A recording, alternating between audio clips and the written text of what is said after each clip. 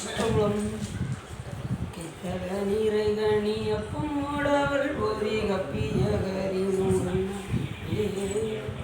கற்றிடும் அடியவன் புத்தியில் நூறைவன் கற்பதவன வினை கடித்தம் மதியம் வைத்திடும் மரன் மகன் மற்பொருதிரள் உயரமான மத்தள வயிறனை தமி புதல்வனை மட்டவில் மலரோடு பணிவே தமிழடைவினை முற்படுகின்றல் முற்பட இறுதியம்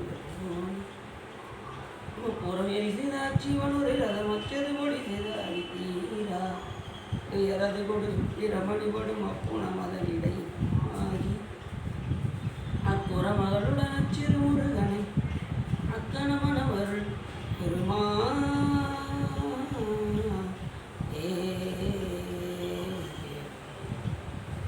எந்தாயும் எனக்கருள் தந்தையும் நீ சிந்தா குலமானவை தீர்த்தனையாள் கந்தா கதிவேலவனே உமையாள் மைந்தா குமரா மறைநாயகனே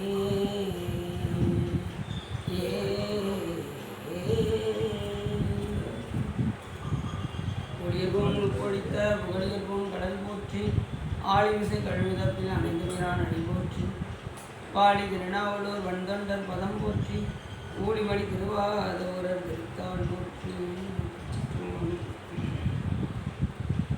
எல்லாமல்ல சிவகாமிபாளுடன் ஐயா ஸ்ரீ வல்லர் வைத்தியநாசமுடி பெருங்கருணை நாளே நாம் தொடர்ந்து கந்தபுராணத்தில் இன்று சைந்தன் குளம்பூர் படலம் பற்றி திருவள்ளும் குருவரும் அடியார் என்று கூட்டியுள்ளது.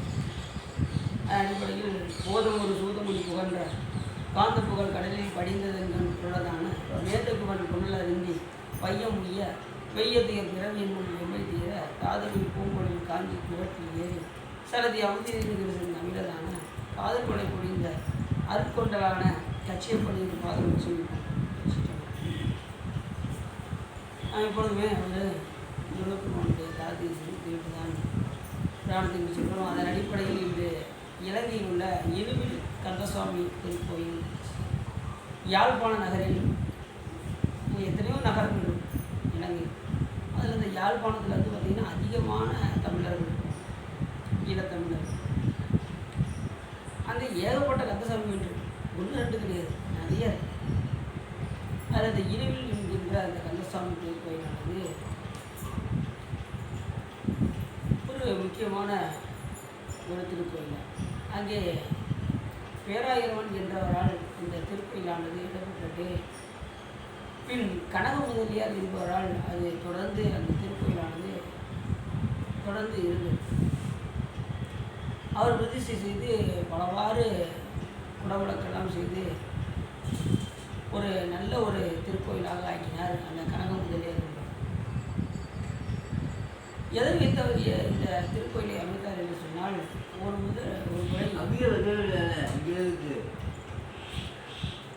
முறை அந்த ஒளி பிளம்பானது அந்த கனக முதலியாருடைய வீட்டில் பட்டதும் அனைவரும் பார்த்து மகிழ்ந்தார். பின் அந்த வீட்டின் வெளியில் உள்ள வைக்கோல் மீது அந்த ஒளி பிளம்பானது பட்டு அதை நெருப்பு பற்றி எரிந்தது. அப்படி எரிந்ததும் எல்லோரும் பயந்தாங்க. கனக முதலியார் வீட்டுக்கு எதுவும் ஆயிருமோ அப்படின்னு நினச்சாங்க. ஆனால் அவர் வீடு மட்டும் ஒன்றுமே ஆகுது.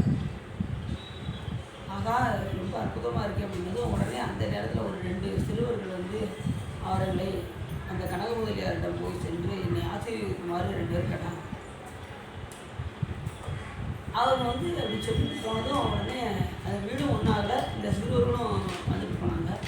அது வந்தது யாருன்னு பார்த்தா முருகப்பெருமானும் பைரவரும் வந்தாங்க அப்படின்னு அவருடைய எண்ணம் தோன்றியது. உடனே அங்கே திருக்கோயிலை அமைக்க வேண்டும் என்று சொல்லி அந்த இழுவில் என்கின்ற இடத்தில் அந்த பகுதியில் இந்த கந்தசாமி திருக்கோயிலை அவர் அமைத்தார். இப்படி பல வரலாறுகள் அந்த திருக்கோயில்.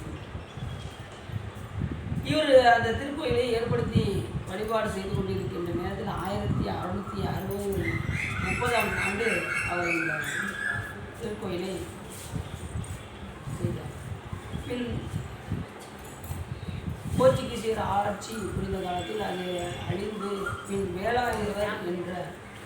வேலாயுதர் என்பவரால் அந்த திருக்கோயில் மறுபடியும் கட்டப்பட்டது. அந்த வேலாயுதரும் அதே மாதிரி 2 சிறுவர்கள் வந்து அவரை ஆசீர்வதிக்கும் மாதிரி சொல்லி உடனே அந்த முருகப்பெருமான வைரவரும் வந்து அவருக்கு காட்சி கொடுப்பதாகவும் பின் அதை வைத்து அந்த திருக்கோயில் கந்தசாமி திருக்கோயில் வைரவரையும் வைத்து அங்கே வழிபாடு செய்யும். என்ன தெரிகின்றது என்று சொன்னால் நிறைய புண்ணியம் செஞ்சிருந்தார். சாமி என்ன செய்வார், கனவுல வருவார், யார் மூலியமாவது வந்து நமக்கு ஏதாவது ஒரு செய்தியை தெரிவிப்பார். இப்படி பல்வேறாக நாம் கருதலாம். இப்போ நீங்கள் இயல்பாக நீங்கள் வழிபாடு பண்ணிக்கிட்டு இருக்கும்போதே நீங்கள் திருக்கோயிலுக்கு வரும்போது யாராவது வந்து இறைவனே மனித உருவில் வந்து என்ன செய்வார், நமக்கு ஏதாவது ஒன்றை நமக்கு செய்வார். அதே நம்ம திருக்கோயில் வந்து பார்த்திங்கன்னா வழிபாடு செய்துக்கிட்டு இருக்கும்போது அம்பாளுக்கு பூலேயே நினச்சேன். உடனே சுவாமி பார்த்திங்கன்னா ஒரு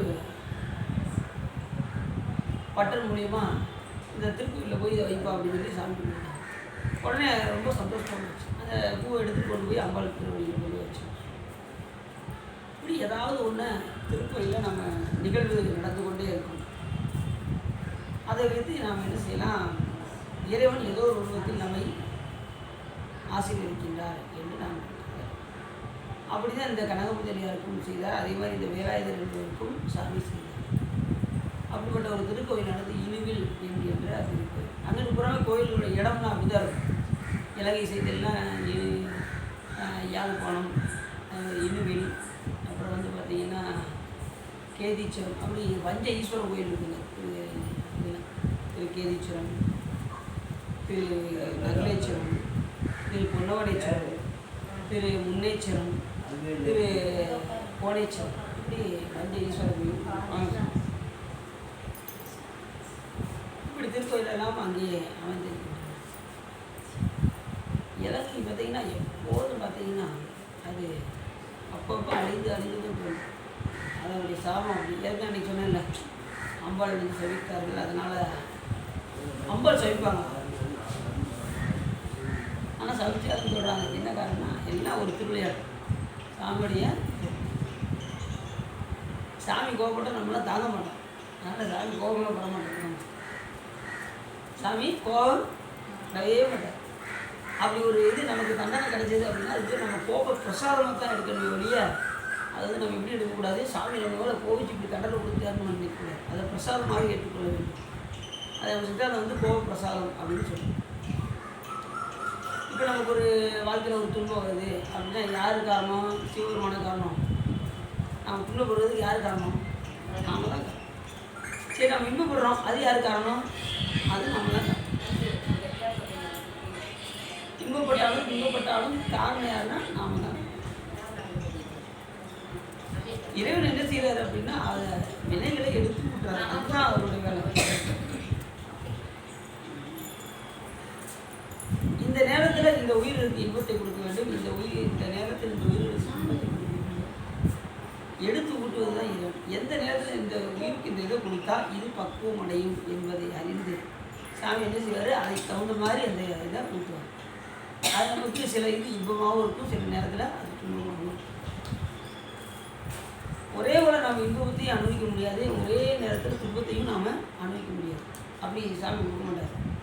ஒருத்தர் இன்பமே இருந்தாலும் அவருக்கு நல்லா இருக்காது, அதனால் ஒரே துன்பமாக இருந்தாலும் அவருக்கு நல்லா இருக்காது.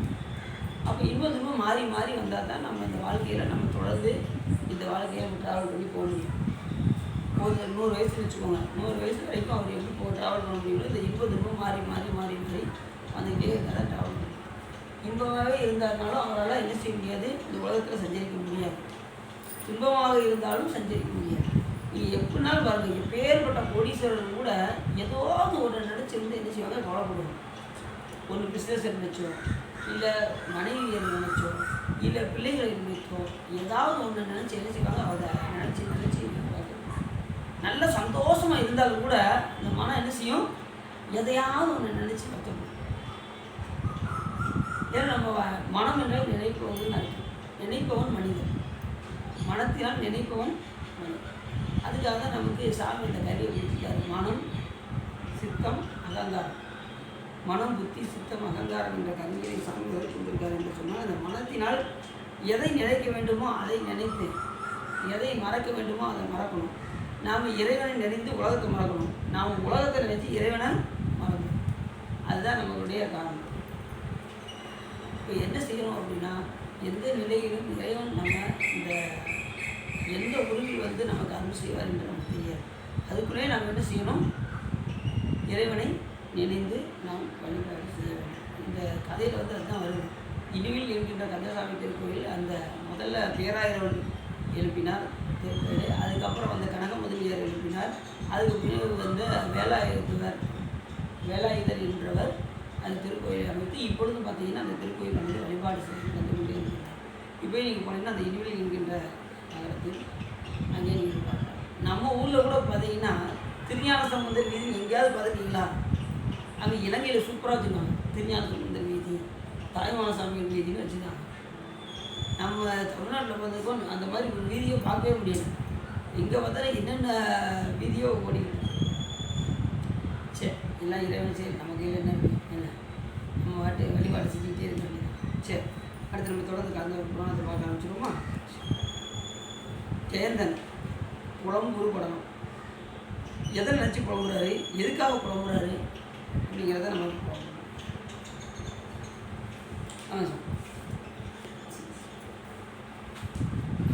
பரஞ்சுடர் நெடுங்கடை படுத்த வாயலில் வரும் சினை அணையதோர் வாணுதல் சதி தரும் சிறு குமாரனும் செயந்தன் அவ்விடை அறிஞ்சிறை இருந்தனன் அமரதம்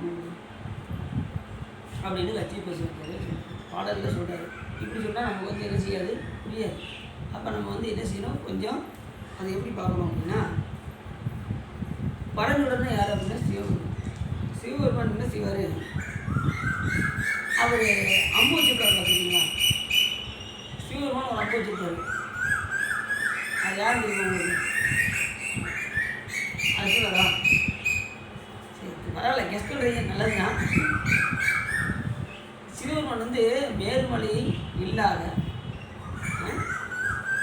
அதில் ஒரு அம்பு எடுத்து சாமி இது அந்த அம்பா வர்றது யாருக்கு? திருமால் தான் அம்பா இருக்கும். விஷ்ணு இருக்கார் பார்த்தீங்களா? விஷ்ணு தான் அம்பா இருக்கும். அப்படி அம்பாக இருக்கக்கூடிய திருமால் அறிந்து இருக்கின்ற படுத்து பார்ப்பதில் தோன்றிய சந்தனை போன்ற ஒளியுடைய நெற்றியுடைய இந்திராணி பெற்றெடுத்த மகனான தேங்கன் தேவர் கூட்டத்துடன் அரிய சிறையிலே வைக்கிறது. தேவர் கூட்டத்திலே அந்த சிறைச்சாலை எப்படி இருக்குது? அரிய சிறைச்சாலை. அரிய சிறைச்சாலைனா என்ன அர்த்தம்னா, இதுவரைக்கும் யாருமே பார்த்துட முடியாத ஒரு சிறைச்சாலை அரிய சிறைச்சாலை. இப்போ இந்த சிறைச்சாலையில் நீங்கள் பார்த்துடலாம். இந்த சிறைச்சாலை எப்படி இருக்கும்? நான் எத்தனை படத்தில் பார்த்துருக்கீங்க, நீங்கள் வேறு அதெல்லாம் ஏகப்பட்ட படத்தில் பார்த்துருக்கோங்க, போய் பார்த்தா தெரிஞ்சு போகுது அப்படின்னு. ஆனால் இந்த அரிய சிறைச்சாலை எப்படின்னா ரொம்ப கொடூரமாக இருக்கும். தேவருடைய சிறைச்சாலை இப்படி வந்து மேகம் போன்ற கரிய நிறம் கொண்ட அசுரர்கள் சூழ்ந்திருக்கும் இருப்பில் வெண்மை நிறம் கொண்ட அவர்களுக்கு நடுவில் மிக்க பல கரும்பாம்புகளில் சூழப்பட்ட போயிட்டு வந்துட்டீங்களா? அதான் ஊருக்கு போயிட்டு இருக்கா? இன்னொருக்கு போகணுமா? சரி வேலை இருக்கா? சரி. பல கரும்பாம்புகளால் சூழப்பட்டு பற்றப்படுகின்ற முழுமதியின் நடுவில் முயல் வந்து மாட்டிட்டது போல சுற்றி நாகமாக இருக்கு. நடுவில் முயல் மாட்டோம் என்ன ஆகும்? அந்த கதி அதோ கதி. அதே போல் அசுரர்கள் முழுவதும் கரும்பாம்பு போல சூழ்ந்துருக்காங்க. இவர் முயல் மாதிரி நினைச்சிக்கிறாரு. தேவர்கள் எப்பவுமே ரொம்ப இலகிய மனசு அவங்களுக்கு வந்து, தேவர்களுக்கு வந்து கிட்டத்தட்ட நம்மளை மாதிரி நினச்சிப்பாங்களேன். நம்ம எல்லாரும் இலக்கிறோம்ல, அது மாதிரி தேவர்கள் வந்து எப்படி இருப்பாங்க? இலகிய மனசு. ஆனால் நம்ம மனிதர்களில் பார்த்தீங்கன்னா நிறைய பேர் இலகிய மனசுன்னு சொல்ல முடியாது. எல்லாரும் ஒரே போல இருக்க மாட்டாங்க. இப்பயும் நிறைய பேர் பார்த்தீங்கன்னா அடியார் ஆகியும் கூட என்ன செய்கிறாங்க, இன்னும் அந்த பழைய குணத்திலே இருக்காங்க. அதை நம்ம என்ன செய்யணும், கொஞ்சம் நம்ம மாற்றி அமைக்கணும். அடியாருக்கும் மற்றவங்களுக்கும் வித்தியாசம் தெரியும். இப்போ சாதாரண மனிதர்களுக்கும் அடியார்களுக்கும் என்ன செய்யணும், வித்தியாசம் தெரியும். அடியார்னா இப்படி தான் இருப்பாங்க. நம்மளை பார்த்து 4 பேர் என்ன செய்யணும், படிக்கணும். இன்னும் அந்த பழைய குணத்திலே மற்றவங்களை வந்து பகைவராக பார்க்க கூடாது. புரியுது அவங்களுக்கு? யாரையுமே பகைவராக, இந்த உலகத்தில் பகைவராக இது பகைவரை பார்த்தோம்னு வச்சுக்கோங்களேன், நம்ம கண்டிப்பாக அந்த பகைமையை தீர்ப்பதற்கு நமக்கு ஒரு பிறவி கண்டிப்பாக வரும். யமன் அப்படி போனாராம். போகும்போது அருணகிரி அவன் கூட நடந்து போனாராம். யமன் பார்த்து கூப்பிட்டாரான், அருணகிரி அப்படின்னு சொல்லி கூப்பிட்டாரான். அப்போ அருணகிரி பார்த்தாரான், என் கையில் என்ன இருக்குது, நீ வந்து போய்கிட்டே இருக்க அப்படின்னா, என் கையில் வாள் இருக்குது தெரியுமா உனக்கு அப்படின்னா யமன் வந்து. உடனே இவர் சொன்னாரான், என் கையிலேயும் ஒரு வாள் இருக்குது அப்படின்னா அருங்க இது உன் கையிலேயும் வாள் இருக்கா என்ன வாள் அப்படின்னு கேட்டாராம். என் கையில் சுடர்வாள் இருக்கு அப்படின்னா அருங்க சுடர்வாளா வித்தியாசமாக இருக்கு அப்படின்னா ஏண்ட அவிரோத ஞான சுடர்வாள் கண்டாயடா அந்தகா அப்படின்னு யாரை பற்றி சொல்கிறா? நமது யமனை பார்த்து அருணாதிபதி அவிரோத ஞான சுடர்வாள் கண்டாயடா அந்தகா. அந்தகன்னா யமன் அர்த்தம். ஒவ்வொரு அங்கங்களையாக பிரித்து ஒவ்வொரு கூற்றையும் பிரித்து ஒவ்வொருவரையும் நடுநிலைமையில் இருந்து ஒவ்வொருத்தரையும் இந்த செக்ஷனுக்கு நீ என்னது ரொம்ப கறி சாப்பிட்றியா உன்னை பூஸ் பண்ண போனதுக்கு அனுப்பு இதை அப்படின்னு நினச்சி வரோம். செக்ஷனை பிரிச்சுடுவான். நீ 4 பேர் ரொம்ப மன நோவுபடி பேசுனியா இந்த எண்ணெய் சட்டியில் போட்டு வர்றா அப்படின்னு சொல்லி எண்ணெய் சட்டியில் தூக்கி போட்டுருவான். இதில் உண்மையா அப்படின்னா உண்மை எல்லா நூல்களும் சொல்லுது. மன நோவும்படி பேசுவது, பிறரை வருத்தப்பட செய்வது, அது மாதிரி பிற உயிரை கொண்டு சாப்பிடுவது, இதுக்கெல்லாம் ஒவ்வொன்றுக்கும் ஒரு செக்ஷன் இருக்குது. 72 கோடி நரகங்கள் இருக்குது. எத்தனை கோடி நரகம்? 72 கோடி. 1 2 கிடையாது, 72 கோடி. அதில் ஒரு போனம் வந்து குருப்பான் போனோம். அதில் இந்த கறி சாப்பிட்டவங்களாம் அந்த சதையை அறுத்து சாப்பிட்டவங்களாம் அங்கே போவாங்க, அந்த செக்ஷனுக்கு போவாங்க. சதையை அறுத்து சாப்பிட்டவங்க மட்டும். அதுவும் உயிரை கொண்டவங்களுக்கு அது தனி செக்ஷன்லாம் இருக்குது. போய் கேட்போம் என்னது அங்கே சதையை அறுத்தியா ஓ சதையை அருடா அப்படின்பாங்க. நம்ம சதையை அறுத்து நம்மளே சாப்பிடணும். அதான் கொன்ன பாவம் என்னது நாம் கொன்ன பாவம் இங்கே நம்ம சதையை நம்ம அறுத்து தின்னா அது தீரும். பார்த்தீங்களா நிறைய பேர் அப்படி தான் செய்கிறாங்க. நிறைய பேர் உத்தரவாதம் போட்டு அந்த கடையிலலாம் போயிருக்காங்க. இதனால் என்ன இதை பார்த்து என்ன செய்வாங்க? அவரே சாப்பிட்றாரு நான் சாப்பிட்றேன் கண்ணுங்க அப்படின்னு சொல்லி இப்படி பழகிடும். அதுக்கு நம்ம வந்து என்ன சொல்கிறது, முதல்ல உங்களுக்கு உத்தரவாதம் போடணும்னு ஆசை இருந்தா அதை விட்டுட்டு வந்து போடணும். உங்களுக்கு ஆர்வம் இருக்குல்ல இதை போடணும்னு ஆர்வம் இருக்குல்ல அப்போ கூலி சீக்கிரத்தில் வேகமாக விடுங்க அப்படின்னு சொல்லி நம்ம நினைச்சிடணும். கொஞ்சம் கொஞ்சமாக கிடச்சிடணும். எடுத்து டக்குன்னு நாளை முதல் நான் செய்ய மாட்டேங்க எனக்கு இன்றைக்கி உத்தரவாதத்தை போடுங்க அப்படின்னா அப்படின்னு நான் போட மாட்டேன். ஏன்னா நீங்கள் நல்லா விட்டுட்டு வாங்க, கொஞ்சம் கொஞ்சமாக விடுங்க. நீங்கள் ஒரு வாரம் எடுக்கிறாங்கன்னு வச்சுக்கோங்க, அதை மாதமாக்கி அதை வருஷமாக்கி அப்படின்னு முடிச்சிடும். அந்த மாதிரி உடனே சீக்கிரம் விட்டுருவாங்க. எந்த ஒரு இதுலையுமே கொஞ்சம் கொஞ்சமாக விட்டோம்னா விட்டுலாம். எடுத்துமே நாளை முதல் நான் குடிக்க மாட்டேன் அப்படின்னு ஒரு 5 நாள் வச்சுக்கோங்க. என்ன செய்ய போகிறோம் அவன் அதுக்கடுத்ததான் ரொம்ப குடிக்க போகிறான்னு அர்த்தம். புரியுது அவங்களுக்கு? நிறைய பேர் அறிவு பார்த்துட்டேன்.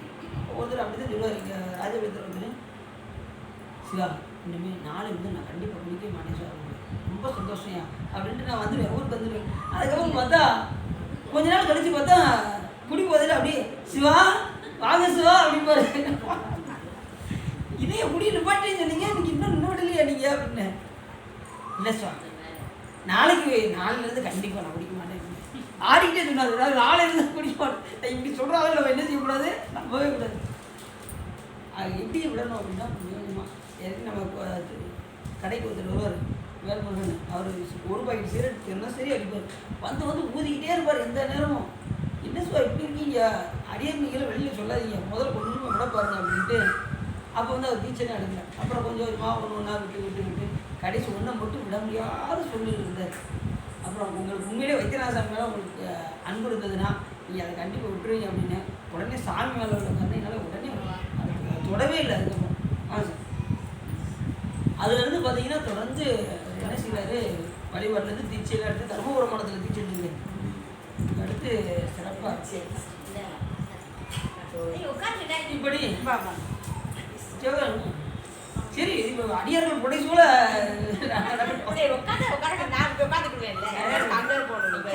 ஓதனும் மரம் ஏறு சேலையெல்லாம் நல்லா இருந்ததா சார் தேவைதான். அந்த மாதிரி ஒரே இது கிரேப்ஸ் எடுக்கிறதுக்கு இந்த மாதிரி எடுத்துருவோம் அப்படின்னா நல்லா இருந்ததா? அது கிரேப்ஸும் பூனும் சேர்ந்த மாதிரி இருக்கும். அந்த சேலை இது வித்தியாசமாக இருக்கு.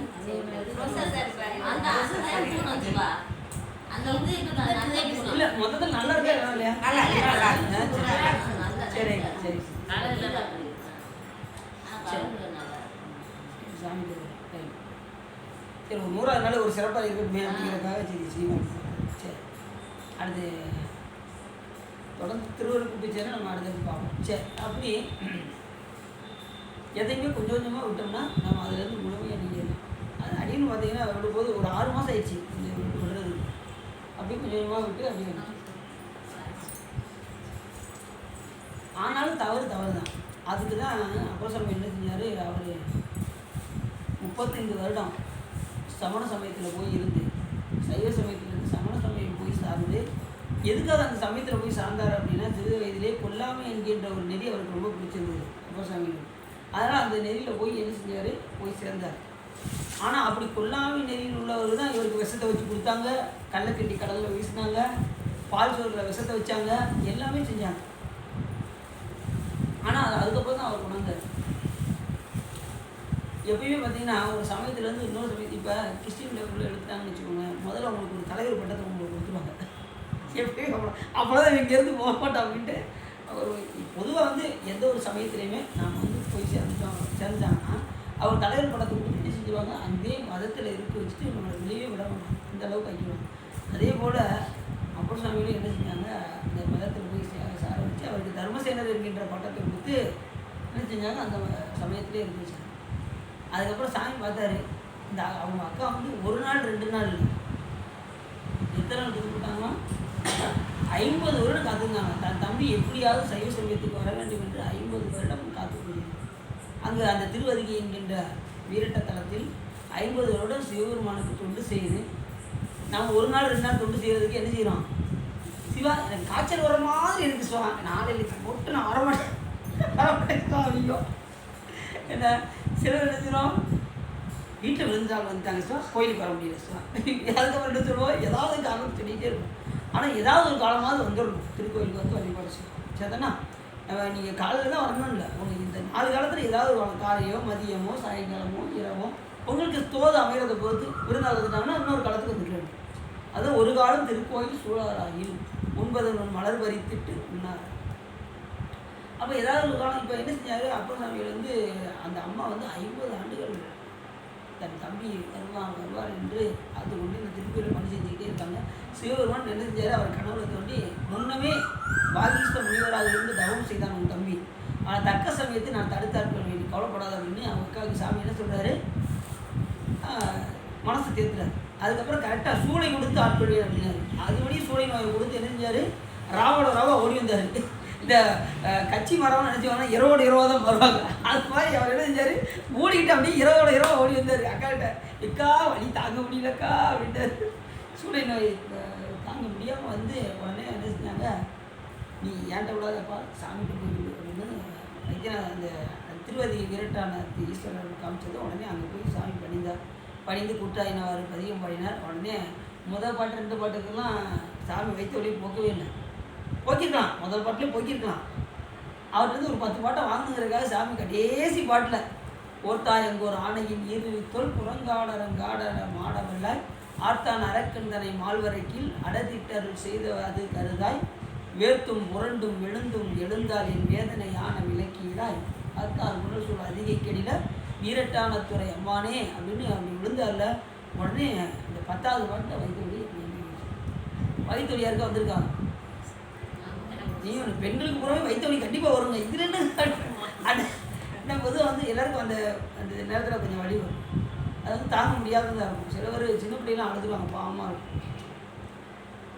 இப்போ இந்த வலி சாதாரண ஏதாவது வைத்த வலி சில பேர் பார்த்தீங்கன்னா தாங்க முடியாத அளவுக்கு லேச வலி வந்தாலே நமக்கு எந்த வலி வந்தாலுமே தாங்க முடியாது. பொதுவாக தலைவலி வந்தாலும் தாங்க முடியாது, வயிற்று வலி வந்தாலும் தாங்க முடியாது, அல்ல வலி வந்தாலும் தாங்க முடியாது, அல்ல வலி எதிரி கூட வரக்கூடாது. அந்த மாதிரி அடின்னா பார்த்தீங்கன்னா ரோட்டில் உருளுவேன், அப்படின்னு ஆரம்பத்தில் அடின்னு அந்த நோய் தான் இருந்துச்சு. சாமி கிட்டத்தட்ட அதை வச்சு தான் நம்மளை ஆட்கொண்டிருப்பார்னு நினைக்கிறேன். இரவு சாமத்தில் என் அடின்னு 6ஆம் படிக்கலே பார்த்தீங்கன்னா எனக்கு அந்த வழி வந்துருச்சு, இந்த கல்லடை போட்டின்னு சொல்லுவாங்கல்ல. அப்போ எங்கள் அப்பா சைக்கிள் எங்கள் அம்மா பின்னாடி உட்கார வச்சு ஆஸ்பத்திரி பார்த்தீங்கன்னா 1 கிலோமீட்டர் தள்ளி இருக்கும். சைக்கிளை மிதிச்சு எங்கள் அப்பா கூப்பிட்டு போவாங்க சாமத்தில். என்னால் வழி தாங்க முடியாது, உட்காந்துருக்கவே திடீர்னு கீழே இறங்கிடுவேன், வழி தாங்க முடியாமல். அதுக்கப்புறம் மறுபடியும் எடுத்து வச்சுட்டு சைக்கிளை உட்காந்துட்டு அப்படியே அழுத்திட்டு போவாங்க.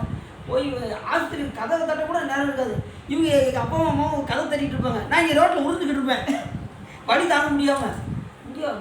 நிற்கவே முடியாது, அவ்வளோ வழி தாங்க முடியாது. அப்புறம் ஆஸ்பத்திரிக்கு கூப்பிட்டு ஊசி போட்டு கொஞ்சம் நேரம் உருண்டு அதுக்கப்புறம் தான் கொஞ்சம் சரியானதுக்கப்புறம் தான் என்னை கூப்பிட்டுருவாங்க அந்த வீட்டில். அதுக்கப்புறம் ஒவ்வொரு வருஷமும் அப்படியே வருஷம் இருக்கா எப்படியாவது அந்த வழி வந்துக்கிட்டே இருக்கும். இப்போ வரைக்கும் வந்துச்சு 2015 வரைக்கும் ஒவ்வொரு மருந்தாக மெடிசனாக கண்டுபிடிச்சி இங்கிலீஷ் மெடிசனை பார்த்து அப்புறம் ஹோமியோபதி பார்த்து அதுக்கப்புறம் அந்த வாழைத்தோப்பில் போய் அந்த ஸ்டாப் போட்டு உறிஞ்சி அந்த என்னது அந்த வாழை சாறு அதை குடிச்சு பார்த்து அதை சீரகம்லாம் முத நாள் போய் தோண்டி வச்சு அதில் சீரகம்லாம் போட்டு அதை வெள்ளை துணியில் வச்சு மூடி கட்டிட்டு வந்து அதை போய் ஒரு தோட்டத்தில் போய் உறிஞ்சி அதெல்லாம் சாப்பிட்டு அதுக்குமே வந்துருச்சு வழி. கடைசி எதுக்கு போச்சு அப்படின்னா நமக்கு என்ன பெருநெறிஞ்சி யானை நெறிஞ்சி பொடி இருக்குங்க அந்த பொடியை சர்வோதயெல்லாம் வாங்கி சாப்பிட்டேன். அதுக்கெல்லாம் கேட்காது ஒரு 10 அப்போ நான் அடியில் வாங்கிற 10 ரூபா தான் அந்த பொடி. இப்போ 25 ரூபா 30 ரூபா அந்த பொடி வந்து 10 ரூபாய்க்கு கட்டுச்சு பார்த்துக்கோங்க.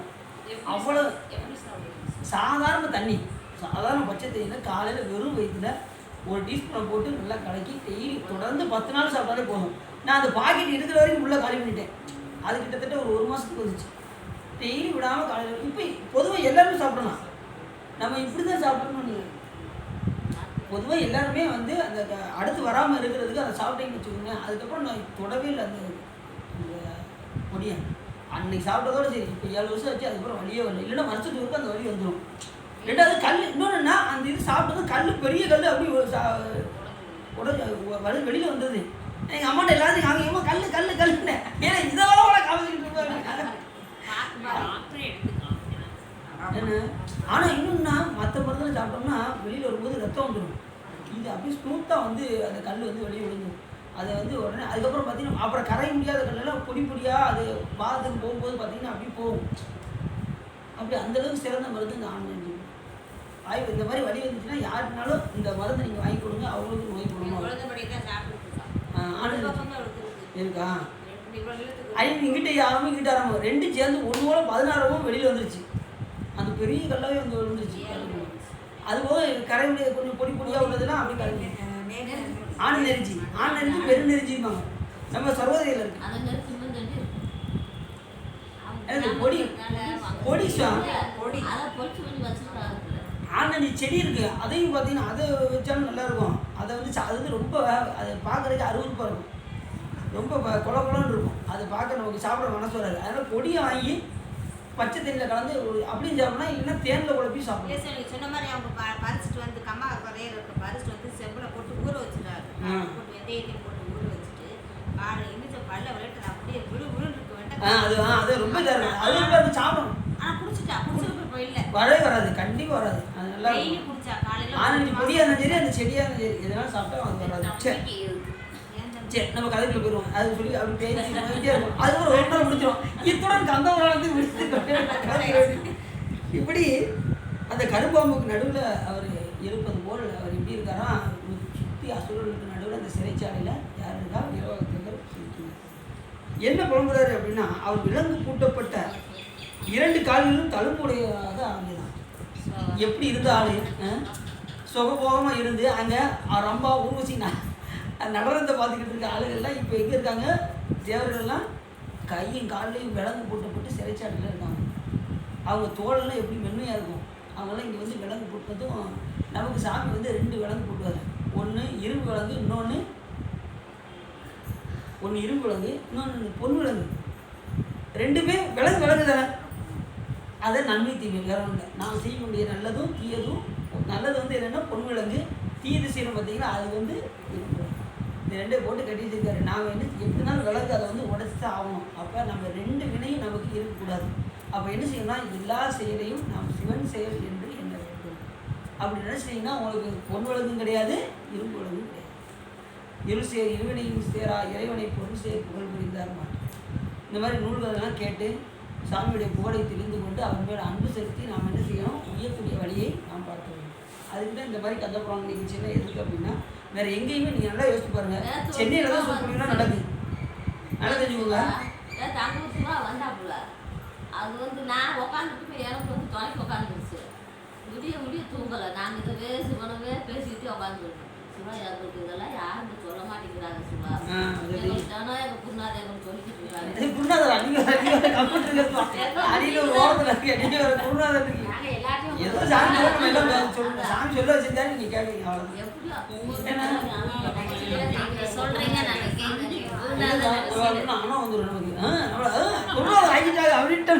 எனக்கு ஆணவம் உச்சி போயிடும். பொதுவாக நம்ம வந்து சாமி திருவிழா நம்ம எல்லாம் சிந்திக்கிறோம். அவ்வளோதான். சிவபெருமான் சிந்திக்கிறதுக்கு ஒரு வாய்ப்பு. 2வது என்னன்னா இப்போ சென்னையில் தான் பார்த்தீங்கன்னா தினசரி சொற்பொழிவு தான் நடக்கும். நம்ம ஏரியாவில் பார்த்தீங்கன்னா எங்கேயுமே சொற்பொழிவு நடக்கிறத வாய்ப்பே இல்லை. இந்த மாதிரி தினசரி அப்படி நடந்தாலும் மாதத்துக்கு ஒரு முறை, அதுவும் சங்கர கோயிலில், கோவில்பட்டியில், திருநெல்வேலியில் இங்கே தான் நடக்கு. இந்த ஏரியாவில் வந்து பார்த்தீங்கன்னா எங்கேயுமே சொற்பொழிவு நடக்கிறதா தெரியல. இப்படி நமக்கு ஒரு வாய்ப்பு இறைவன் வந்து ஏற்படுத்தி கொடுத்துருக்காரு. நம்ம அதை வந்து நம்ம என்ன செய்கிறோம், அதை நம்ம தக்க வைக்கிறோம். ரெண்டாவது ஸ்பீச் பேச பேச நமக்கு ஒரு சாமி என்ன செய்வார், ஒரு இதை உணர்த்துவார். நீங்கள் கேட்க உங்களுடைய உயிரானது என்னவும் பக்குவம் அடைந்து கொண்டே கேட்க கேட்க தான் நம்மளோட ஆணவமலம் குறையுமே தவிர கேட்காம நமக்கு எதுவும் என்ன செய்யாது, ஆணவமலம் குறைவதற்கு வாய்ப்பு இல்லை. அதனால தான் செவிகால் கேள்விங்களோ சிவன் எவ்வியரை செம்பவட எரிபோல் மேனி பிரான் தினம் எப்போதும் செவிகால் கேள்வி. உடனே ஃபோன் பண்ணாங்க, சிவா இன்னைக்கு சொற்பொழி உண்டா சிவன் மகேஸ்வர் கேட்டாங்க. கண்டிப்பாக உண்டு சிவா வந்துருங்க அப்படின்ட்டு. ஏன்னா அந்த செவ்வாய்க்கிழமை உண்டு. இருந்தாலும் ஒரு டவுட்டு இருக்குமோ இருக்காதான்னு ஒரு டவுட்டு, அதனால கிடைக்கும். சரி, அடுத்து அந்த சிறைச்சாலையில் பார்த்தீங்கன்னா காற்று கூட வெளியே போக முடியாத அளவுக்கு, மூச்சு கூட விட முடியாத அளவுக்கு துன்பப்படுறாங்க தேவர்கள்லாம். பெருமூச்சு என்ற காற்றொலி நின்று உயிரை வருத்த துன்பம் என்ற பெரிய கடலில் மூழ்கி தளர்ந்தார்கள். அத்தனை சிறைச்சாலையில் உள்ளவங்கலாம் மூச்சு கூட வெளிய முடியாத அளவுக்கு அங்கே, ஏன்னா முக்கால்வாசி இவங்க தான் இருக்காங்க. போனோட வெளியே ஒரு அணு கூட உள்ள நுழைய முடியாத அளவுக்கு இருக்குன்னு சொல்லி வீரவத்தை சொன்னார்ல, அணு கூட உள்ள போக முடியாது அந்த அளவுக்கு அசுர கூட்டங்கள் நிறையா இருக்குது அப்படின்னு சொல்லி போன பழகத்தில் பார்த்தோம். அதே போல் இங்கே வந்து பார்த்தீங்கன்னா உயிரை வருத்தக்கூடிய துன்ப கடலில் மூழ்கின்ற இவங்க என்ன செய்கிறாங்க, இவங்க எல்லா பேரும் மூச்சு கூட விட முடியாத அளவுக்கு அந்த அசுரர்கள்ட்ட கடந்து துன்பப்பட்டு இருக்காங்க தேவர்கள். அகால மரணம் உண்டாகாது, அதனால் உயிரின் போக்கை கொள்ளுதலுமான அதை செய்யாமல் தயந்தடி இருந்தார். ஏன் அப்படின்னா இவங்களுக்கு வந்து உயிரை விடன்னு ஒரு இதுதான், உயிரை விட்டுடலாம், இப்படி துன்பப்படுறதுக்கு உயிரை விட்டுடலாம் அப்படின்னாலும் இவங்க உயிரை விட முடியாது. ஏன் அப்படின்னா ஏற்கனவே என்ன செஞ்சுருக்காங்க, அந்த பார்க்கடலில் கிடந்தாங்கல்ல, அந்த அமிர்தத்தை சாப்பிட்டாங்க, அது சாகாத வரத்தான் வாங்கிட்டாங்க. இப்போ இவங்க தற்கொலை நினச்ச ஒன்று செஞ்சால் கூட இவங்களால எதிர்க்க முடியாது, சாக முடியாது. ஏற்கனவே நம்மகிட்ட ஒரு கதை சொன்னேன், 300 ஆண்டுகள் அந்த பறவை சாகாத வரணும் அப்படின்னு சொல்லி ஒருத்தர் போய் அந்த தண்ணியை குடிச்சா அவங்க நீங்கள் சாகவே மாட்டீங்க அப்படின்னு சொல்லி ஒரு முனிவர் காமிக்க அவர் போனார். அந்த தண்ணியை போய் குடிக்க போனார். அந்நேரம் பக்கத்தில் ஒரு பறவை 300 ஆண்டு இருந்த அந்த பறவை என்ன சொல்லிச்சு, எல்லோரும் கேட்டுப்பீங்க, கேட்காதவங்க இன்னும் மறுபடியும் கேட்டுப்பீங்க. அந்த பறவை என்ன சொல்லிச்சு, தண்ணி குடிக்கிறதுக்கு முன்னாடி ஒரு நிமிஷம் நான் சொல்கிறத கேட்டுட்டு நீ குடி அப்படின்னு சொல்லி அந்த பறவை சொல்லிச்சு. என்ன, எனக்கு முன்னாடி என்னுடைய பிள்ளைகள், என்னுடைய தாய் தகப்பனார் எல்லாரும் என் கண்ணுக்கு முன்னாடியே என்ன செஞ்சாங்க, இறந்து போனார். நீ அதெல்லாம் பார்க்குற மாதிரி இருந்தால் நீ இந்த தண்ணியை சாப்பிடணுன்னாரு. நான் இறக்க நினச்சா கூட என்னால் இறக்க முடியல. 300 ஆண்டுகள் ஆச்சு. எனக்கு வயசு 300க்கு மேலே ஆயிடுச்சு. எல்லோரும் எனக்கு முன்னாடி எல்லோரும் இறந்து போகிறாங்க, நான் இப்படி தான் இருக்கேன். என்னால் இந்த தண்ணியை குடித்ததுனால என்னாச்சு, நான் சாகாத வர விட்டு நீ இப்படி இருக்கேன், இது எனக்கு வாழ்க்கையே எனக்கு விருப்பம் இருக்குது அப்படின்னு சொல்லி அதை சொல்லிச்சு. அதுக்கப்புறம் யோசித்து பார்த்து மறுபடியும் அந்த அரசன் போய் தன்னுடைய நாட்டை ஆண்டான்னு சொல்லி அந்த கதையெல்லாம் நம்ம பார்த்தோம். அப்படி நம்ம இன்னொன்றுன்னா, இந்த உலகத்தில் வந்து நம்ம எவ்வளோ காலம் இருக்க போகிறோங்கிறது நமக்கு தெரியாது. சாமி அதை மட்டும் அறிவிக்கவே இல்லை. அதை அறிவிச்சிருந்தான்னு வச்சுக்கோங்க, இன்னும் ஒருத்தர் ஓரளவுக்கு உருப்படியாக இருந்திருப்பாங்க. ரெண்டாவது அதை நினச்சிட்டு இந்த நேரத்தில் இறப்பு வருதோன்னு சொல்லி என்ன செஞ்சுருவாங்க, பயத்திலே வாழ்வாங்க. அப்படிலாம் சாமி நமக்கு விடலை. அது இறைவனுடைய பெரும் கருணை. இந்த நேரத்தில் உனக்கு 83 வயசு, இத்தனை ஆண்டு, இத்தனை நாள், செவ்வாய்க்கிழமை மதியம் 1 மணிக்கு உன் உயிர் போக போதுன்னு சாமி எழுதி வச்சுருந்தான்னு வச்சுக்கோங்க, நம்ம அவ்வளோதான். அதை நினச்சி வாழ்ந்துட்டு நம்ம நினச்சிருவோம், இருக்கிற வாழ்க்கையும் வாழ மாட்டோம். அதனால சாமி அதெல்லாம் மறைச்சிருக்கோம். ஆனால் எவனுக்கு தெரியும், இவருக்கு வயசு 63, 30 நாள் அதில் மிச்ச நாளில் இந்த உயிர் போக போகுது அப்படின்னா அவர் என்ன செய்வார், நம்மளோட ஆண்டு இப்படியும் போய்கிட்டே இருக்கும். 1, 2, 3, 4, 5, 6, 63 இப்படி போய்கிட்டு இருக்கும். அவருடைய கணக்கு 63 இப்படி இறங்கிட்டே வரும். 10, 9, 8, 7, 2, 1 தூக்கடா வந்து அப்படியே தூக்கி போயிடுவான். அவனுக்கு ரிவர்ஸில் வரும், நமக்கு இப்படி வந்து போகும். நமக்கு ஆண்டு தெரியாதனால நம்ம அப்படியே வாழ்ந்துட்டு இருக்கோம். எல்லாமே பார்த்திங்கன்னா இறைவனுடைய மிகப்பெரும் கருணையினால நம்ம வாழ்ந்துட்டு இருக்கோம். இதெல்லாம் எண்ணி சிவபெருமான வழிபாடு செய்யும். அவர் மேல் காதல் கொண்டு வழிபாடு செய்யும். சும்மா ஏதோ வந்தோம், சாமி பார்த்தோம்னா உடனே அந்த சந்தனத்தை காணும் சாமிகிட்ட. ஆகா அவன் வந்தது இல்லையா, அவ்வளோ வந்து வரும்போது இப்போதான் வந்துருக்கு. சரி, பூஜை ஆரம்பிக்க நம்ம வச்சுருவோம். பூஜை ஆரம்பிக்க வச்சுருவோம் சார். இப்போ தான் வந்துருக்கு. நன்னரைக்கு பார்த்து இருந்துச்சு, இப்போ தான் இல்லை. இப்படி நமக்கு ஆண்டுகள் வந்து நமக்கு சுவாமி இறைவன் கொடுத்த மிகப்பெரிய பரிசு. ஒவ்வொரு காலத்தையும் காலம் உண்டாகவே காதல் செய்து உயிமின் கருதறிய ஞானம் உண்டானோட வானவன் நான்முகன் நன்னறி அறிய ஆழமுண்டா நீங்கள் பாண்டிப்பிரான் தன் அடியவருக்கு மூல பண்டாரம் வழங்குகின்றான் வந்து முன்பினே அப்படின்னு ஞான சொல்லுவாங்க. மாணிக்கவாசல் பெருமான் சொல்வது இருக்கிறாங்க. நாம் என்ன செய்யணும், காலம் உண்டாகவே அதை செய்யணும். நல்ல காலத்தை சிவருமனுக்காக பயன்படுத்தணும். சும்மா இருந்தால் சிவத்தை பற்றி நினைக்கணும், திருமுறைகள் எடுத்து பாடணும், காலத்தை வீணாக போகக்கூடாது. செல்ஃபோனில் நாங்கள் மற்ற விஷயம் கூட பார்ப்போங்க, சிவபெருமானை பற்றிலாம் நாங்கள் பார்க்க மாட்டாங்க. எங்களுக்கு அதுக்கெல்லாம் காலம் இல்லை அப்படின்னு சொல்லி என்ன செய்வோம், வேஸ்ட்டாக பல நிகழ்ச்சிகளெல்லாம் பார்ப்போம், ஆனால் சாமியை பற்றி பார்க்க மாட்டோம். அப்படி தான் ஓடிக்கிட்டு இருக்கு வண்டி. நிறைய இடத்துல அப்படின்னு பார்க்குறேன், இதுதான் ஓடிக்கிட்டு இருக்கு. சரி, நம்ம எதுக்கு அதை சொல்லிக்கிட்டு என்ன இருந்தாலும் நாம தெளிவாகிக்கிட்டோம். அதுக்காக சொல்லுவோம் என்ன, அதனால் காலத்தை விரையும் செய்யாமல் காலம் உண்டாகவே இறைவன் மேல் காதல் செய்து உய்வதற்கு உண்டான நெறியை நாம் பார்க்கிறோம். கண்ணை துயின்றவமே காலத்தை போக்காதே, பெண்ணுக்கு ஒரு மருந்தை வேத விழுப்பொருளை கண்ணுக்கு இனியானை பாடி இருக்கும்போதே நல்ல குரல் வளம்னா நல்லா இருக்கும்போதே நல்லா சாமி போட்டி பாடிடணும். ஞான சொல்லிட்டு போவானே ஒரு பாட்டு அமைச்சர். புலனைந்தும் பொறி கலங்கி நெறி மயங்கி அறிவழிந்து டைவே முந்தி வளம் வந்த போதாக அஞ்சேல் செய்வான் அமரும் கோயில் வளம் வந்த மடவார்கள் நடமாட முழவரிர மழை என்ற சில மந்தி அளமந்து மரம் ஏறி முகில் பார்க்கும் திருவையாரே. யார் வர்றோம்? வனதும் மல்லிகாசுக்கு அப்படியே சிவா அது ராகம் கேட்கும் போதே ஆனந்தமாக இருக்கான். இந்த மாதிரி பண்ணோட பண்ணால் சாமி நீ நம்மள போடணும். இந்த பொறி கலங்கி நெறி மயங்கி அறிவழிந்துட்டு ஐமேல் குந்தி இப்படி நம்ம பாடுவோம். ஆனால் இது இதுதான் மேகராக குறிஞ்சிடாகும்.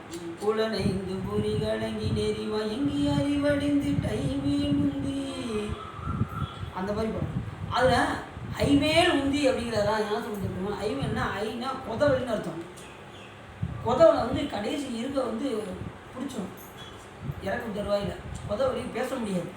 சாமி என்ன செய்வார், பேச விடாமல் பேச வைக்க மாட்டாங்க. ஆனால் காது ரெண்டு நல்லா கேட்க விட்டுவாராம். பக்கத்தில் உட்காந்து நம்ம என்ன செய்வாங்க, உட்காந்துக்கிட்டு ஏண்டா என்ன ஆட்டம் போட்டாடா இப்படி படுத்து கிடக்க பாரு அப்படின்னு சொல்லி நமக்கு முன்னாடி திட்டுவாங்க. அதை இந்த ரெண்டு காதலை கேட்போம்.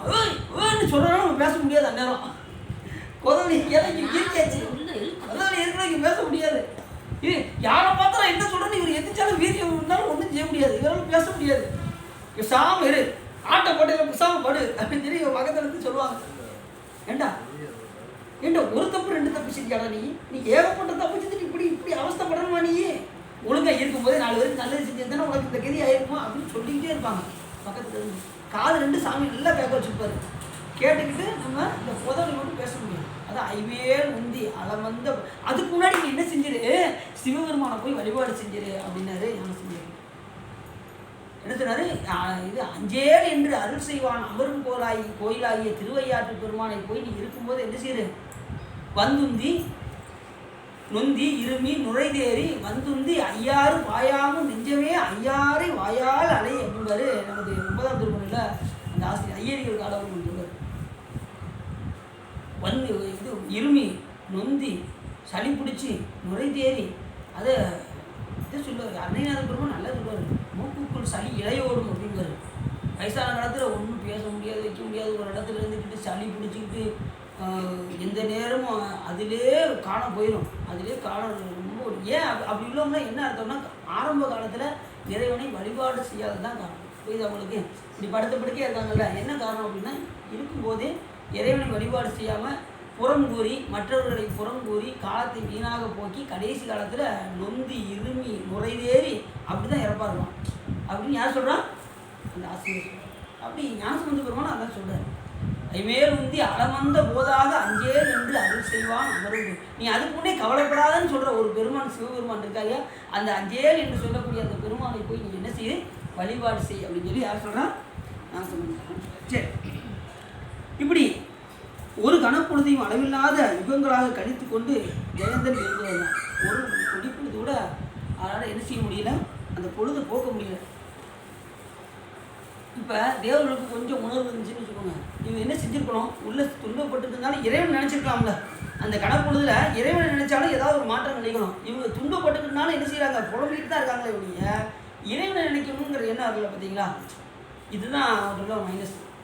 இப்போ நாமளும் இருக்கோம், நமக்கு ஒரு துன்பம் வருதுன்னா நம்ம என்ன செய்யணும், அந்த நேரம் இறைவனை நினைக்கணும். சாமி அடியனுக்கு இந்த துன்பம் வருது எனக்கு நல்லா தெரியும் சாமி, ஏதோ துன்பம் நான் பிறருக்கு இழைச்சிருக்கேன், எத்தனையோ பிறகுல யாருக்கும் நான் துன்பப்படுத்திருக்கேன் பற்றவர்கள், அந்த துன்பம் என்னை வருது நல்லா தெரியுது, இறைவன் நீ தான் என்ன செய்யணும், அதுக்கு அருள் செய்ய வேண்டும் என்று இறைவனை நம்ம கேட்கலாம்ல, இறைவன் நினைக்கலாம்ல. அப்போது ஜெயந்தன் கடவுள் தன்மை பொருந்திய மரகத கல்லை சாணி தீட்டி செய்து அமைத்து சிலையானது அழுக்கேற்றினால் எப்படியோ அப்படிப்பட்ட மாசடைந்த உடலை உடையவனாக விளங்கினான். அப்படி இந்த கல் இருக்கு பாருங்க, மரகத கல்லை சாணி தீட்டோம்னா அது பல இருக்கும். ஆனால் மறுபடியும் அதை பட்டை தீட்டினதை மறுபடியும் அதுக்கு அழுக்கு ஏறிச்சுன்னு வச்சுக்கணும், எப்படி இருக்கும், மாசு படிந்ததாக இருக்கும். சாணி தீட்டப்பட்ட கல் மறுபடியும் மாசடைஞ்சால் எப்படி அது புழுதியாக ஆகிவிடுமோ, அதுபோல் இவங்க எப்படி இருந்தாங்க, தேஜஸுடையவர்களாக இருந்தாங்க. அத்தனை தேவர்களும் எப்படி இருந்தாங்க, இதெல்லாம் தேஜஸுடையவர்களாக இருந்தாங்க, எப்படி அந்த மாணிக்க கற்கள் போல. ஆனால் சாணி தீட்டினதுக்கப்புறம் தீட்டினது போல் இருந்தவர்கள் இப்போ அழுக்கேறியது போல் அங்கே சிறைச்சாலையில் கிடந்து எப்படி இருக்காங்க, உடுத்துறதுக்கு மாற்று உடை கூட இல்லாமல் ஒரே இடத்துல இருந்து கஞ்சி, இன்னும் அடுத்த பழக்கம் வரும், அவங்க கஞ்சி குடிப்பாங்க, என்ன கொசு விட்டு கடி போடுவாங்களாம், என்ன ரொம்ப துன்பப்படுத்துவாங்க. அதெல்லாம் அந்த தண்டனை உடைய படத்தில் வரும், அது வந்த படம். இன்னும் என்னென்ன தண்டனைலாம் அனுப்பிச்சாங்கிறதெல்லாம் வரும் ரெண்டாவது. அப்படி இவங்க ஒவ்வொரு நொடி பொழுது கூட அவங்க என்ன செய்ய முடியல, அவங்க அந்த நேரத்தை போக்க முடியல. இன்னும் எத்தனை யுகமோன்னு வருத்தப்படுறாங்க. ஆனால் என்ன செஞ்சாலும் 108 யுகம் அவங்க என்ன செஞ்சாகணும், கஷ்டப்பட்டு தான் ஆகணும். சூரபத்மன் இருக்கும் வரை தேவர்களுக்கு அதுபோல் வளர்ந்து நிறைய சொல்றாரு, ஏகப்பட்ட ஒரு இமைப்பொழுதும் கண் மூடவில்லை, அந்தோ மிக்க தவம் என்பது ஒருவனுக்கு இத்தகைய துன்பம் உண்டாகும். இவங்க என்ன செய்யறாங்க, 108 யுகமும் ஒரு கணப்பொழுது கூட கண் உறங்கி இருக்க மாட்டாங்க, அந்த அளவுக்கு துன்பமா, கண்ணை உறக்கவே இல்லையா அவங்களுக்கு 108 யுகமும்.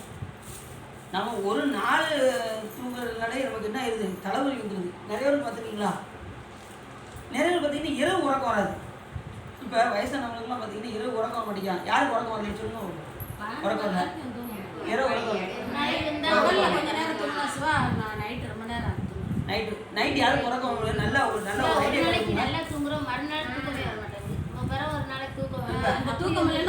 சில பேருக்கு நல்ல பகலில் வேலை பார்த்துருந்தாங்கன்னா இரவு உடனே கண்ணை மூணு வேலை பார்க்கணும்னு வச்சுக்கோங்க. நீங்கள் வேறு ஒன்றும் வேண்டாம், நீங்கள் நல்லா தெரிஞ்சுக்கோங்க, பக்கத்தில் எல்லாம் செக் பண்ணி வச்சுக்கணும், உறங்குறதுக்கு தலைவனை எல்லாம் வச்சுக்கணும்.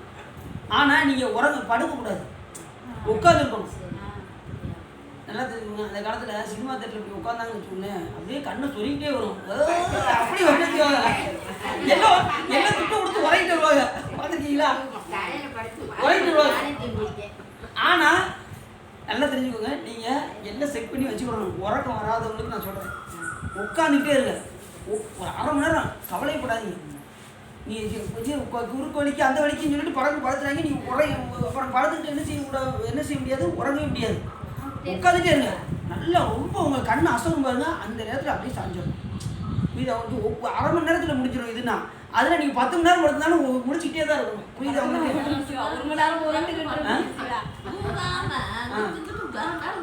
அதான் நீங்கள் நான் என்ன சொல்கிறேன், நீங்கள் படுக்கக்கூடாதுன்னு சொல்கிறேன், உட்காந்துருங்க. நீங்க அரை மணி நேரம் 1 மணி நேரம் உட்காந்து நினைச்சோம், நீங்க உட்காரதான் செய்யணும், நீங்க படுக்கக்கூடாது.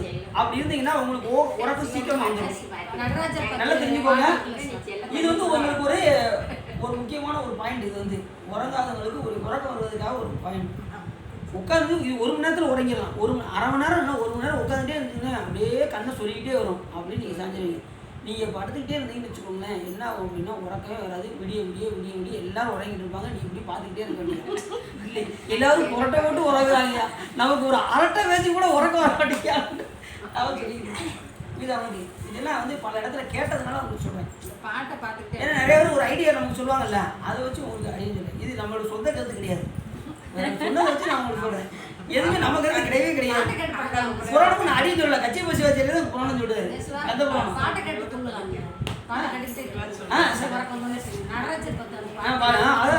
சேர்க்கலாம். அப்படியே அந்த பாட்டை கேட்டு ரைட்டு சரி அப்படி செய்யலாம்.